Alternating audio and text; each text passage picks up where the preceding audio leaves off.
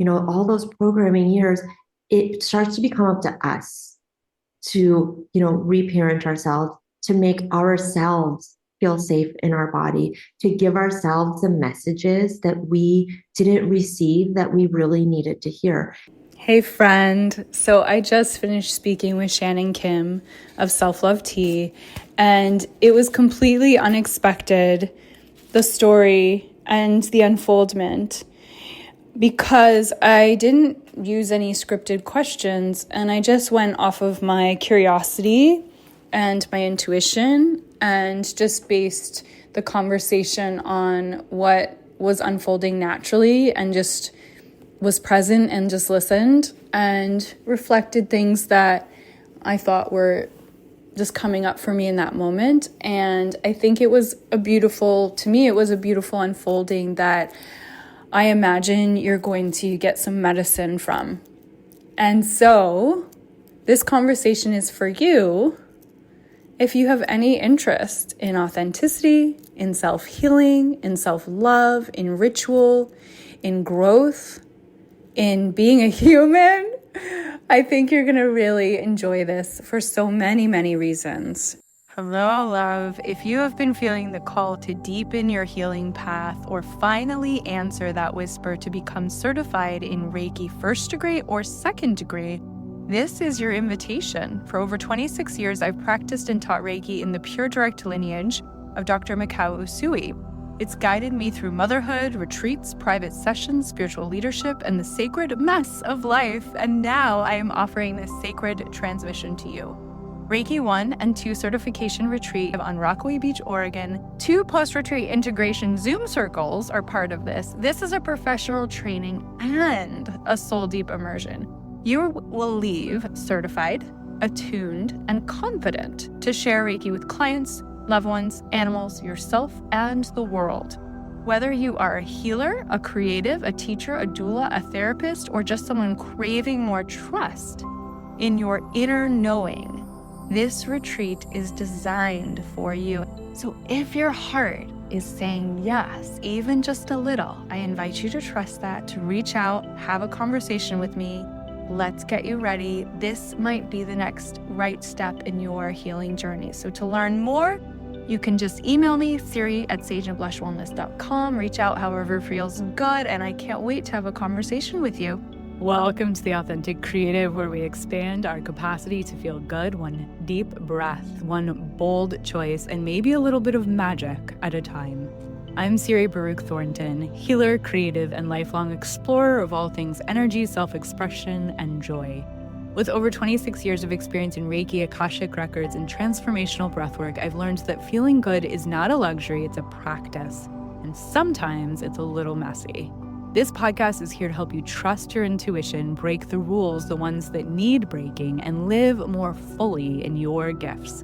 So give yourself a deep breath, get cozy, and let's dive in. I'm just delighted to be here. I'm taking a collective sigh with you listeners, and Shannon, thank you for arriving here, because this is actually Shannon's 3rd time, believe it or not, being on The Authentic Creative. She's graced us on 2 of our panels. Recently, we had a beautiful The Light Within, Embodying Compassionate Leadership panel. Previously, we had, what was the other panel called? I can't even remember right now. But it was all about light and healing, love and leadership and creativity and authenticity, as it always is. And so I just want to get to know Shannon a little better. I have only gotten to know you, Shannon, through our little 5-minute moments on the panels. And one of my dearest, oldest, closest friends, Janine Barris, aka Janine Wolf, connected us, and I'm so grateful. I used to live in LA. I think that's where you are. Yeah, that's where I am now. Yes. And I just would love to start with, so everyone can get to know you as I get to know you. Where did you grow up? What was your first, initial years of your life like? And maybe we can take it in like little chunks, like 5 or 10 year chunks. You could just take us Sure. through a little bit of who is Shannon? Where did she start? And then we'll get into your purpose and all the things that you practice now and what you bring into the world so beautifully. Well, thank you so much, Siri, for having me and for creating this beautiful sacred space to connect. And I'm also so happy to get to know you deeper. So I grew up in Michigan, Oh, and wow. yeah, I was born in Korea. And when I was born, I was what my adopted father told me is that I was found in a small village near Seoul, Korea, when I was 6 months old, and I was brought to the orphanage in Seoul, where I lived for almost a year. And then I was adopted and came to the United States when I was about a year and a half old. So when I came to the United States, the parents didn't have to go to the country to meet the baby. They would just put the babies on the plane. And so all the babies would come together and then they would arrive. So I went from Seoul, Korea, and then I landed in Detroit, Michigan. And when I arrived in Detroit as a baby, about a year and a half old, I had a number pinned on me. And that's how all the adoption agencies would find the baby. So Oh that my was gosh. my arrival. That is so special and unique and fascinating to me. I've got complete head chills hearing you share about this. And I'm just so curious how your origins have informed. I mean, I'm sure you're going to keep going with your story, but how your origins have informed your life. And I mean, obviously, self love tea, right? Like, our mission is so much about our purpose in the world is to transform your soul. This is my belief. My belief is your soul came in, Shannon, in this explicitly specific way because you're meant to teach people about self-love. Yes, I definitely feel that. So my journey, so just to kind of start with the first question you asked is how did that origin, create, spark so much of my journey? And it's interesting because I think about it all the time, because I don't know, my family of origin, and I've done some natal regression and I've done a lot of healing work around it. And so I kind of have an idea based on the information that my body gives me Yeah, about what that was probably like. yeah. And kind of what I arrived on is that I was very, very loved, and that for whatever reason, my origin family just wasn't in a position to keep me. So they, with love, brought me somewhere where I could be found and then adopted. That being said, growing up for those pre-verbal somatic years in an orphanage, for the first like however, 6 months to a year and whatever happened before that, I think about those patterns often because they run so deep. And it's Yeah. part of what really lights me up in my work is really helping people repattern their energy because, Mm. there's a lot of patterns of them. I can imagine being in an orphanage, you're not getting your needs met when you need them. And so you have a period of time of not getting your needs met and being disconnected. And then you have a period of time of being really connected and getting all of your needs met, and then kind of going back. So this kind of like feast or famine type of pattern, and not with food necessarily, but with connection, with Yeah. abundance, Yeah. with love, with Yeah. when is it okay to have my needs met? So, I've seen in my life these deeper grooves of different patterns that get created when we're in a situation that, maybe every single need isn't being met at the time that we need it. So it's very interesting. So Mm-hmm. I think about those a lot. And I think part of my gift is that it's really easy for me to read energy, to see patterns, to see dynamics. For some reason, I just have a really inherent knowing about that. And I think it's because I put so much time in my own life putting those things together for myself. So Got it. how all those dynamics, and then with the education of, I was a hairstylist for 20 years. So I was really I love reading it. energy, connecting with people. I am certified as a hypnotherapist. So kind of going deeper into those patterns in those neural pathways into the Yeah. mind. And then I also have education in somatics. So really all Mm. seeing how that patterning connects in the body. so that kind of bigger circle of how everything connects. And so when I was growing up, when I came to Michigan, it was pretty tumultuous. And I won't say it's because I wasn't loved. I was definitely loved. I think that my adopted family that I was growing up with, they had a lot of unhealed wounds, like many people in Yes, yes, days. I mean, these all of these lessons of psychology and everything that's coming in. It's new in the past few decades. It wasn't really yes. happening when I was a That's right. baby. That's So they were dealing with just kind of trying to keep on top of their own lives right. and really not knowing how to manage a lot of their lives. So they were living really unconsciously. Did you have siblings in that family? I had an adopted brother as well. I have an adopted brother. We don't talk, but yes, I have an adopted brother. So my my adopted mother, my parents got divorced when I was 10. And Okay. after when my parents got divorced, I never saw her again. The court just, I guess the courts, like I was pretty young, so I didn't have a big say in it, but the courts felt like she wasn't really a safe mother to be around. Oh, And, that landed really true with me, even as a child. okay. She was struggling with her own mental health and I think some addictions. And so we had one of those environments growing up where I think many people do, whether, where I didn't feel safe. Mm, I was always reading the room, yes. reading the adults, trying to figure out what was going on behind the scenes, just out of survival, so that I could figure out like how small should I be? How invisible should I be? Am I safe in my body? Where do I need to be in the room to be safe?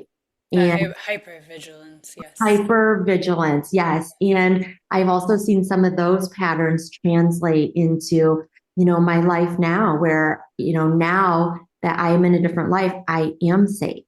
And I am still reading the room and I am still looking for the exits and I am still noticing subtle shifts. I'm still playing small in some ways. Are there times to be invisible? Hey, we're going to pause here for just a moment. What's the thing that's never getting better? The thing that keeps you up at night? The loop you can't seem to break free from? Bring it to our Akashic record reading session. This isn't just a reading, it's a sacred conversation with your soul, with your team, your masters, teachers, and loved ones and guides. A place where the deepest parts of you are seen, heard, and understood. What happens in a session? You receive the clarity you've been searching for. You get the validation for what you've been feeling but couldn't quite name. You experience an energy clearing, releasing lower vibrational and stuck emotions so you can move forward lighter, freer, and more aligned. What if the answers you've been seeking are already waiting for you?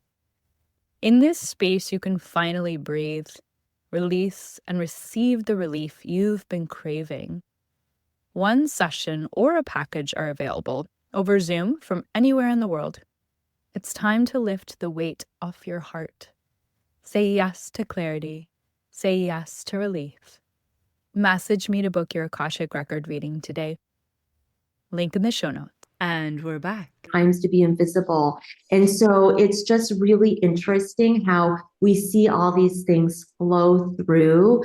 And I am really having a deep awareness about how I can daily reprogram those things. And, it is a daily practice. It Yes. doesn't just happen and then all of a sudden I got it. And it's daily work. It's tending to that garden and really being conscious about how are these affecting my life, because they're going to affect my life forever. They may not go away, but with healing and awareness, I can neutralize them to the point where I can have choices around how to react instead of just, or respond instead of just reacting out of, autopilot. Yeah, exactly. I'm tearing up here because I just feel your story, and it's so the empath's story and the hypervigilance. I relate to it, and I think so many people do. And the orphan archetype is really within us all. You've lived it for real. And I had a mom that I kind of she was adopted, and then she kind of felt that she was adopting me. And you know, there's something, there's a reason why all these movies, like Disney movies, have these children that are orphans, because there's something very core of that abandonment wound that intrinsically as animals are, we all are connected and understand it. You've obviously needed to understand it on like a deeper level, and it's informed so much compassion, so much empathy, so much purpose, so much mission in your life. Because, like you said, this daily practice of daily work and rewiring and healing your system is now informing communities. You know, specifically, is it just women and men, communities that you're teaching? How can we love ourselves deeper? How can we rewire? How can we repattern? Tell me more about, as you know, we got to about 10 years old, right? Tell me more. So after that, I, lived with my dad, and my dad was a very, very good man, but also like emotionally disconnected. And I think really trying to survive his own life. My dad was the son of, I think he had maybe like 12 or 13 brothers and sisters. And both of his parents were alcoholics. This is my adopted father. Both Yeah. parents were alcoholics. And so at a very young age, all of the children were scattered into foster care. And this is probably in the 1940s in America. So Uh-huh. I can't even imagine what that must have been like. And I think he went to a few different homes until he found one where he felt safe. He had went to school until he was in eighth grade, and then worked to support himself, and then fought twice in the Korean War. And I was adopted from Korea, so maybe him being in the Korean War was a way to, I don't know, maybe he felt some kind of connection. But it's really interesting because our relationship was really bookended by, he was really there for me at the beginning of my life and brought me into this country and gave me a life. And throughout our lives together, we had a very difficult time. He was very strict. He was really disconnected from me. I was really brought up in a home where children were kind of seen but not heard. So I felt like my voice wasn't heard. I didn't feel important. I was inherently loved, but I really struggled with feeling like I was loved because I didn't feel like I was being seen or understood. Yeah. So, we had a lot of disconnection and confusion and misunderstanding through our lives.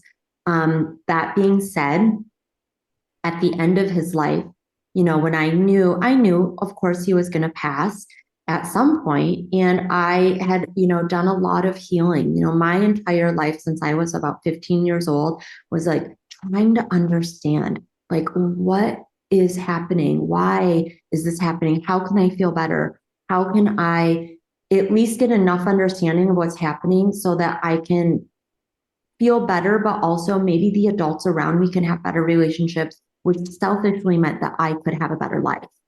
So that was so much, I think, the deep driving purpose of me wanting to have tools to heal, kind of understand, expand, get more conscious. Without realizing it, that was the beginning of my journey into self-love. So, You were taking the PhD course from the beginning. And yes. and that's the other thing about your soul coming in, is you were like, I'll take this highest level course on self-love. I think that that's actually you being quite ambitious, and it's amazing how far, like, because I experience you now here in this present moment as highly evolved, highly loving, highly conscious, incredibly intelligent, emotionally intelligent, a leader, all of the things that you've overcome. It's incredible. Thank you. Well, I've really built myself. I definitely, what I will say that I'm so grateful that I came in with was I always had, I felt really gifted with intuition. And people often ask me, like, how did you feel about being adopted? And to be honest, I always felt really blessed and guided. I felt from a very young age there was an angel on my shoulder guiding me. Even like I'm a baby on the street and now I'm in a home. Like, no matter how that happened and whether the home was chaotic, I got there and somebody was guiding me. And so I've always been really grateful and I always felt like it was really special. And I also know that I came in with a lot of gifts to help me survive and transform that childhood. I'm highly intuitive.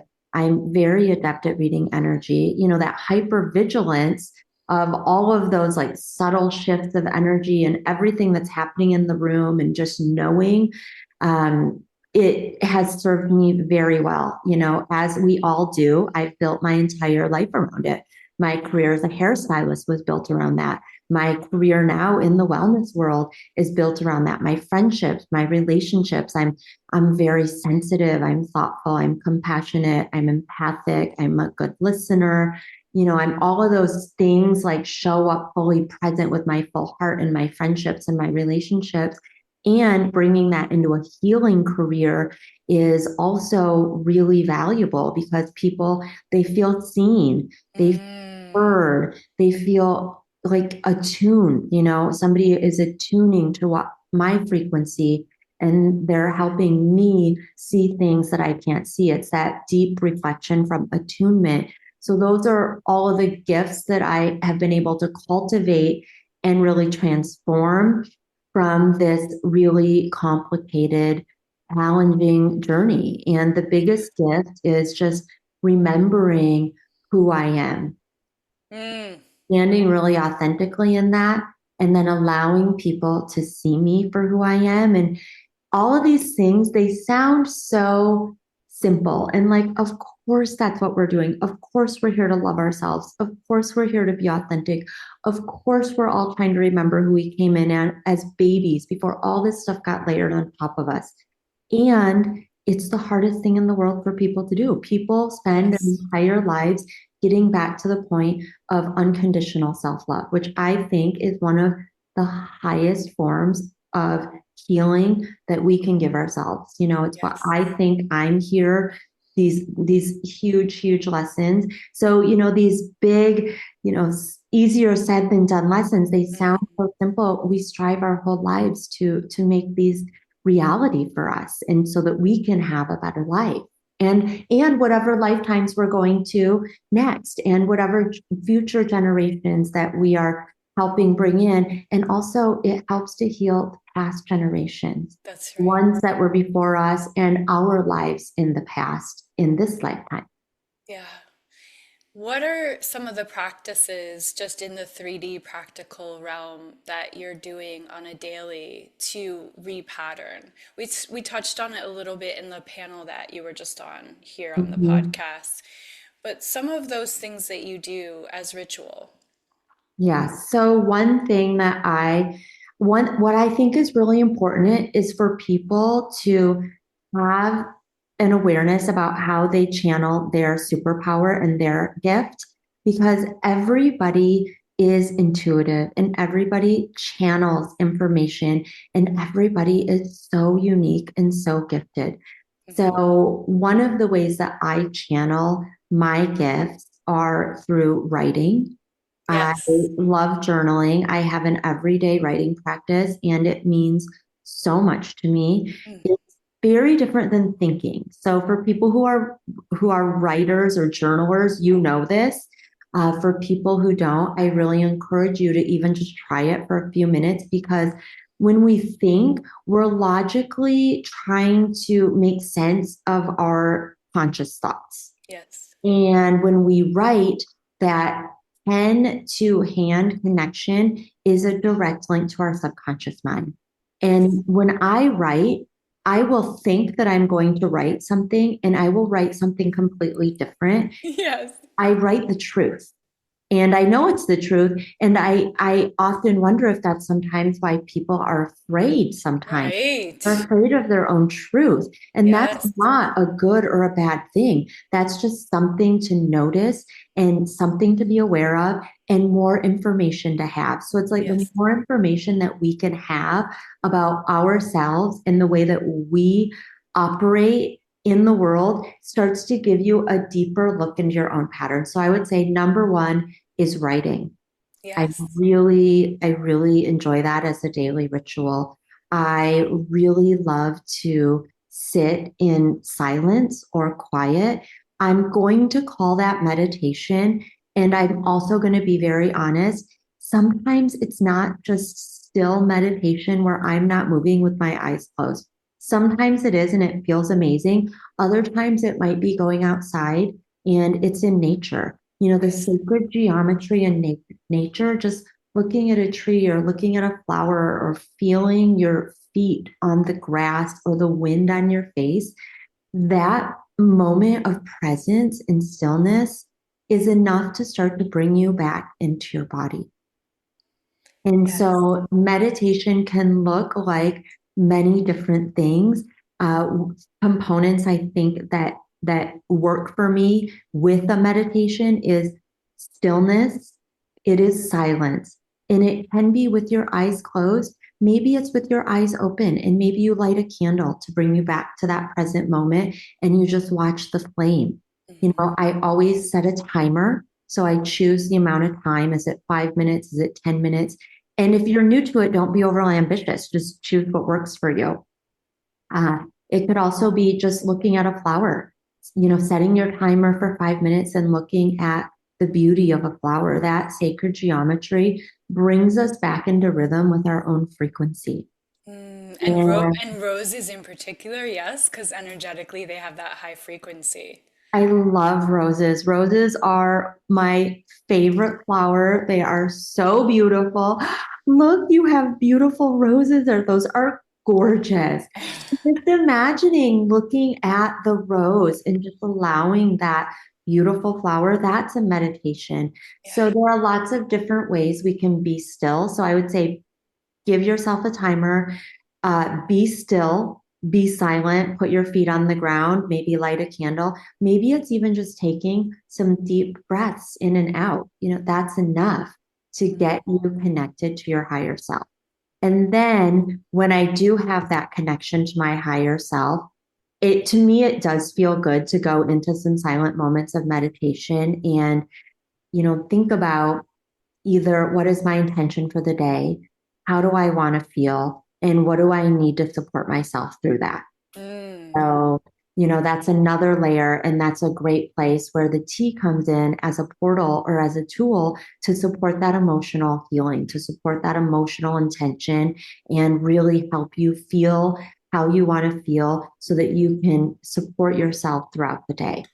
And That's incredible. And yeah, you were well, saying that's why I created it because it's a daily touch point. So I think that there are a lot of daily touch points, whether it's a physical touch point of journaling, a physical touch point of drinking a cup of tea, a more of an emotional touch point of sitting in silence, you know, an energetic touch point of just what intention do I want to create? Or a nature touch point of going outside, but having these different pillars that you can rely on to support yourself. So to me, that's what a daily ritual is all about. And once you know what those pillars are, keeping a note in your phone or putting a note on a note card, it feels really good for me when I blank. And maybe that's like when I step out in nature and take a few deep breaths.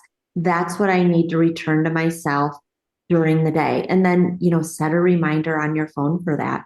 Or when I'm feeling really triggered by a work email, it feels really good for me to blank. You know, maybe it is take some breaths and just tell myself this is not a crisis. So, you know, once you know what your daily touch points are for returning to yourself and calming your nervous system, keeping a list and then if you need to look at it to remind yourself, this is a way for me to return myself when I'm triggered at work, or this is a great thing that happens when I get interrupted with, whatever at home when I'm trying to focus on something. Having rituals that are in place so that you can just go to them and pull them out of your toolbox to learn how to regulate your nervous system. Yes, it's so beautiful. Your story is incredible. Your energy is incredible. Just hearing you speak as a transmission is a portal. And I just wanted to highlight when you sent me the self-love tea that it came with these cards. And I was just having another look before we hopped on. And I just wanted to highlight on one of these cards that it says, collaborate, which is one of my favorite things, and I think yours too, is you guys can create a custom tea or healing workshop together for your brand, retreat, or event. And I'm just discovering this today. Design a tea activation for your specific brand or business to highlight a special occasion, team event, or launch, and then integrate, designed for practitioners, facilitators, and retailers to incorporate self-love tea into your ceremonies or events and access our distribution channel to market and resell. I mean, that is so cool. I love that. Tell me any sort of success stories that you may have had with this. Is this too new for that proof, or is there already something that you can tell me about someone who's worked with this template? Yeah, so if you go on my Instagram, sorry, I have something stuck in my throat. If you go on my Instagram, I have two Instagrams. One is Self Love by Shannon Kim, and one is self_love tea. So on those, I have all of the in-person events I've done over the past 2 years. So you can see all of the activations and collaborations that I've done. I also have multiple facilitators and practitioners that have reached out to me that have purchased the tea and have are either selling it, have incorporated in their ceremonies, they've left testimonials. Yeah, what I found, it's so interesting because I a lot of the people that follow me and that reach out to me are facilitators and practitioners. Mm-hmm. And one of the things that I was really inspired by was this is a really great way for anybody who does an in-person event, or let's say you do an online event.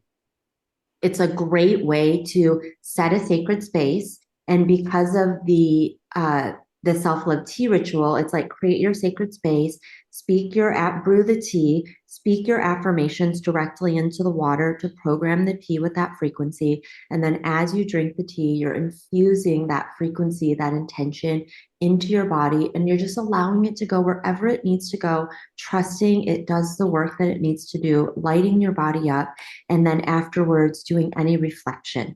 So that four-part ritual in itself can be used as an add-on to anybody's wellness ceremony. Mm-hmm. And so I have a whole practice where I can teach you how to go through that and how to go deeper into that. And it's a great way to either open a ceremony with connection or close it with reflection. And that's been a really I beautiful. love it. Ugh, it's so amazing. You know, it feels like, and maybe it's just because I'm starting to do retreats more, that I'm noticing all of these retreats. And I'm sure, I guess I started going to retreats when I was a teenage, like still in maybe my early 20s, maybe. But it feels like there's an explosion, and I don't know if it's just me noticing or if this is really happening, what the percentage is, but it feels like there's an explosion of these female empowered retreats right now. Absolutely. There definitely are. And I'm in that world as well. So when I transitioned out of hair into the wellness world, I really wanted to build a platform for myself where I could incorporate a lot of bring all of the parts of who I am to working with people. And one of the ways that I wanted to do that was creativity, beauty, sharing all of the tools and not feeling boxed in by only being able to share one or two things, but really being able to encompass all of these things so that people could really connect in a way where, yes, they felt held by community, they feel empowered, and they also feel like they belong and they're seen and they're heard and they're witnessed. And I really think that creating a beautiful activation or event can encompass all of those things. So it's definitely probably because we're in the wellness world, we're seeing it everywhere. But it's also informed the way that I do one-on-one sessions because I am a certified hypnotherapist. I'm a certified herbalist. I have a background in somatics as well. And, I am, teach energy tools and subconscious tools. So I'm able to bring the same things to my one-on-one sessions, which is a multidisciplinary platform where I'm not boxed in to just doing one thing. I can kind of come forward intuitively and help people incorporate all of these different modalities. Are you a manifesting generator? I don't know my birth date. So I have a given birth date because I was adopted. So my given birth date is November 30th. I don't know my birth date or my birth time. So I'm not really sure what I am. I tried to look through the archetype. If anybody listening to this is, this wild psychic and they would love to help me figure out my human design without knowing my birth date, please let me know. Well, here's the thing. You're very tapped in and intuitive and psychic, right? So you Yeah. probably have a feeling of what feels right to you in terms of those designs. What do you feel like is your, if because well, and we're all everything anyway. Yeah, we're all everything. That's how I feel with all the sexual issues. I definitely felt manifester, generator, projector. I also had a little bit of the hermit where I can be incredibly social Yes. and really extroverted for a very short period of time. And then I really like to retreat because the way that I Same. gather my energy and come back to myself is being by myself. So I'll have Yep. like spurts of being out and then spurts of being in, and I really gather my energy in silence. And so yeah, I'm not sure. I guess we'll have to figure it out. We're going and Well, the thing about not knowing. it sounds great. I mean, I complete the hermit. I have the hermit in my line, the 2-5. And then caves. You might be caves Hmm, for your environment. It sounds like because I don't know. That's what I am, and the hermit and the cave and the retreating. And anyway, so much fun. All of that stuff, though, I take lightly because, like I said, I think we're all everything and we're all one anyway. yes. Um, yeah, I love retreats as you do too. I love community as you do too, and I love also being in my own energy because as empaths, highly intuitive, hyper vigilant women that we are, it's really important to be in our own energy, be in nature, not have other influences around us. One thing that I'm just hyper aware of right now from doing these retreats is the integration and coming out of one of those really potent rituals of ceremony. Everyone's hearts are open, we're all bonding, we're all connecting, we're all shedding our masks. And we feel so seen, we feel so known and loved. We just had this retreat with your self-love tea. It was an incredible, heightened experience. And then you come out, and everyone experiences that really bumpy landing and transition. And for me as the leader of the group, I'm like, where are my people? Like, it feels very similar to growing up as an actor, having these heightened, experiences, and then all of a sudden it's over and you move on and you're like in the void. Mm, So what I was thinking is how beautiful that you do this one-on-one work, or that we can do this one-on-one work with the tools that you've just given us and with the self-love tea in those void moments, those moments of between the creation and the next creation. How do we care for ourselves and parent ourselves through these moments of transition from what feels like family to family, you know? Mhm. Um, I find those transitions to be really tender, because of how I grew up. Felt very chaotic from one house to the next house to that, back and forth, not knowing what the schedule was and different rules in each household and all of this. Transitions are very tender, and maybe for a lot of people. But I'm just thinking about a tea that would be for those transitional moments, for those moments where, and every moment is transitional to be honest, but like those moments where we want to carry ourselves from one big transformational experience to the next.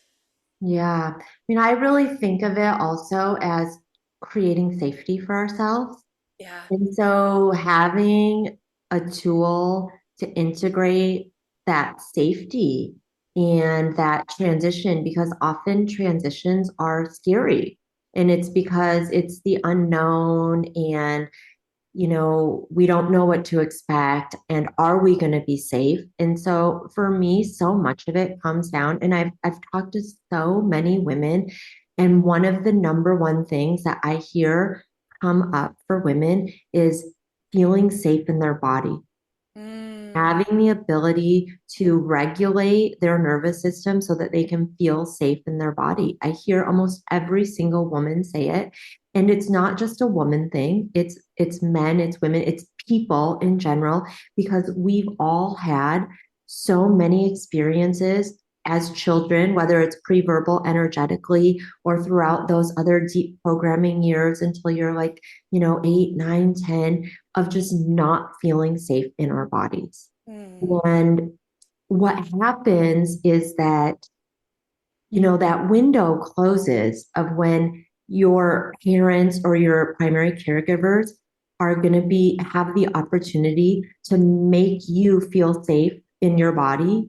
And once that window closes, around the young age of 2, 3, 4, all those programming years, it starts to become up to us to, reparent ourselves, to make ourselves feel safe in our body, to give ourselves the messages that we didn't receive that we really needed to hear. And I also have a lot of deep compassion and empathy. It's very sad for the things that get lost in childhood sometimes, the things that we didn't hear, the things that our inner child didn't feel safe, growing up or didn't get what they needed. And also recognizing that as an adult, it's my job to give that to myself. And that's why all of this work is so important to me, because I want to feel safe in my body. And I really want to help other people have that experience too. So yeah. something as simple as a cup of tea, a cup of self-love tea, drinking it, just remembering who you are, giving yourself that love you need, putting it in your body. It's more than just a tea. You're giving yourself a tool to feel safe. It's a way to return to yourself. It's a physical reminder that I am safe and that I can take care of myself. You know, a journaling practice is another way to integrate this wisdom that you learn when you go to a retreat, when you expand your nervous system. These different practices are ways that we can enhance that expansion and keep it and feel safe within that expansion, so that the next time we expand, we're able to keep it. And it's Yes. bigger process of, how much are we willing to allow, how much goodness and how long, because we all grew up with speed limits or safety bumps around, we felt really big and bright and authentic in our energy. And then somebody said, you're being too loud. Be That's quiet. right. Don't say That's that. right. Don't talk like that. And then all of a sudden we get, programmed with these little seeds of like, oh, the message I receive when I hear that as a child is I'm being my biggest, brightest, authentic, most beautiful self. And I'm receiving the message that that is wrong, that is bad. I can't do that. I need to dim my light to make other people feel good so that I can be safe. Yeah, that's right. And, now we're just trying to uncover all of that. We're trying to remember our light, brighten ourselves out, and remember, what is that biggest capacity that we're willing to allow for ourselves, feel our full selves. Yeah. And it's a daily practice. Yeah. I've been doing it my whole life and I'm still uncovering because those patterns, those neural pathways, they're so deep. And it's Yeah. to uncover one, there's, don't worry, there's going to be more work to do because there's another one right underneath it. But That's it might right. be wearing a little bit of a different disguise. It might be in a little bit of a different outfit and it might be showing up in a little teeny bit of a different way, but it still has the same flavor. That's why I like the work that we do, this self-evolution work, this human revolution work, is because it gives you the opportunity to fast track your evolution when you're helping others transform. Mhm. Is like my stepdad very wisely said when I was reflecting about the last retreat, he said, well, you can't host a transformative retreat without being transformed.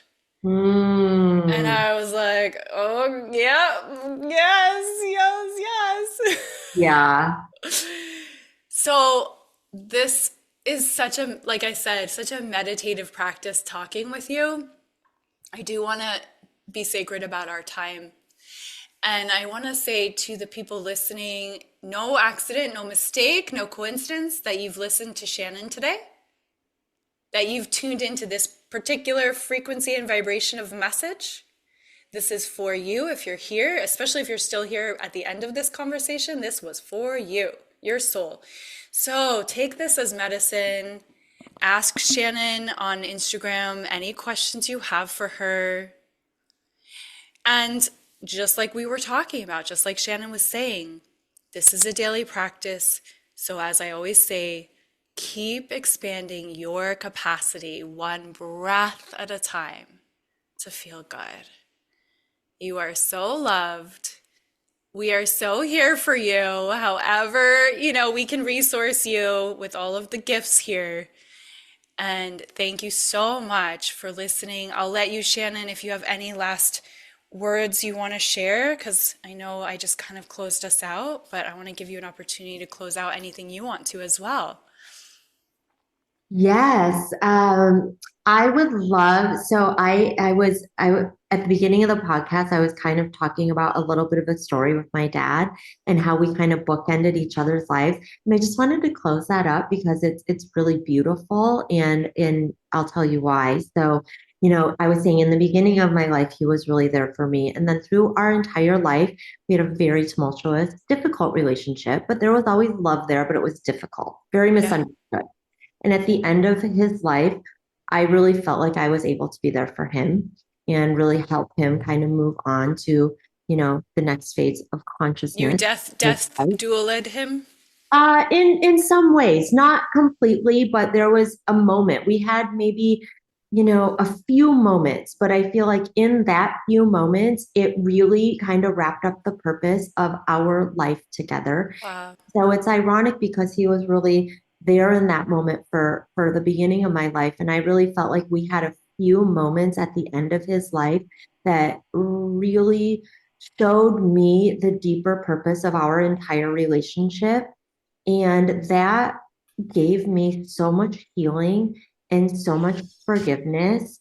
And I really feel like that's what so much of this self-love work is about, is that when you start to see the higher perspective of why certain relationships are happening or why this, event is happening to you, for you, with you, again, however it is you feel about it, once you start to see that deeper awareness and that higher perspective, you start to see the gifts inside of that.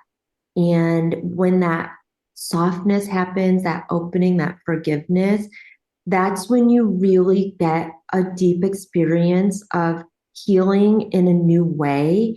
And it's just been so impactful for my life to look back and have that higher perspective of forgiveness and be like, I understand why that happened. I see how those threads are connected.